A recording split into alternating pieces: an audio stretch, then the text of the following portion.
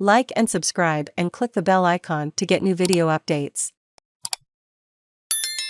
Administrative Appeals Tribunal demoted barrister for making decisions against the government. He claims an Adelaide barrister has told the ABC he has been stopped from hearing welfare debt cases at the Administrative Appeals Tribunal, AAT, because he made too many decisions against the government.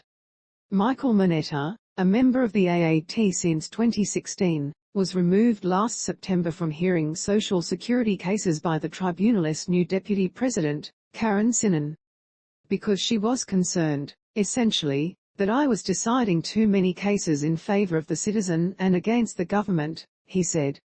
Mr Manetta said he had found the Department of Social Services was not acting correctly applying the law when it calculated people's Centrelink debts. I had found areas of concern in the habitual practice of the department and the way it calculates Social Security debts and in other matters, which were recurring errors of law which I thought were not justified and not authorised by the Act, he said. Mr Manetta said the Deputy President, a former Liberal senator, moved him to another area so he could no longer adjudicate welfare cases. I was given child support percentage work, which is effectively the latrine duty of the division, he said. Mr Manetta also alleges the Secretary of the Department had met Ms Synon and the AAT's former President to complain about a case he adjudicated. I was staggered that a litigant before the tribunal had private access to the decision-makers, without the knowledge or consent of the other party, he said. Mr Manetta said he was told his findings were inconsistent with other decision-makers and was effectively removed as a result. It is not hard to see how corrosive that could be of the independence of the tribunal, its appearance of impartiality. It encourages members to monitor their track records and it squarely corrodes public confidence in the quality of administrative justice, he said. In a statement from the AAT, Ms Synon denied she discussed specific cases, or Mr Manetta, at that meeting. Deputy President Synon confirms she and the former AAT President met with the Secretary of the Department of Social Services as part of the Tribunal's routine stakeholder engagement, the statement said. Specific cases and individual members were not discussed at this meeting. The Tribunal is aware of matters raised by member Michael Manetta and these are currently being considered in consultation with Deputy President Synon.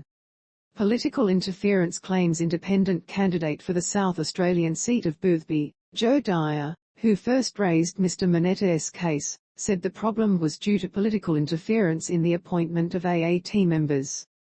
What you see with what he is saying is the real implications of the coalition's persistent stacking of the AAT with their mates, she told the ABC. Australians think they can trust government institutions like the AAT to give them fairness. Instead they've got a corrupted and compromised process which is driven by ideology. People are not getting justice. They are not being looked after by members who are supposed to be there to uphold and protect the rule of law. The government is either unaware of or doesn't care about the separation of powers. They are trying to interfere with the statutorily protected independence of the decision-makers within the AAT. All appointments to AAT made on merit. The coalition gave the ABC a statement in response, which read, "The government is committed to giving the AAT the resources it needs to provide high-quality merits review with minimum delay. All appointments are made on merit. This means ensuring that the AAT is constituted by people who have a wide range of experiences and different records of service to our community.